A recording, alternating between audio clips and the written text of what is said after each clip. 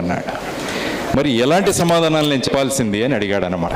So first ప్రశ్న, నీకు గనుక నా కంపెనీలో ఉద్యోగం ఇస్తే ఎన్ని గంటలు నువ్వు పని చేయగలవు అంటే, దానికి బాబు నువ్వు 24 గంటలు పని చేయగలవు అని చెప్పాలి అన్నాడు.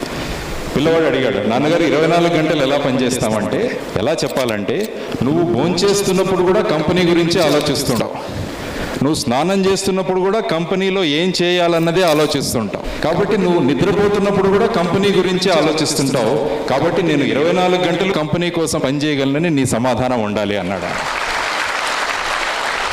కాబట్టి ఏదైనా దీంట్లో 24 గంటలు ఆయన ఉద్దేశం ఏంటంటే, మనము ఒక పని చేస్తున్నప్పుడు ఆ పనిలో పూర్తిగా లీనమై మనం పని చేయగలిగితే ఈవెన్ మనం పడుకున్నప్పుడు కూడా ఆ విషయమే మనకు గుర్తొస్తూ ఉంటుంది అన్నమాట. అలాంటి కమిట్మెంట్ కావాలి మనకు.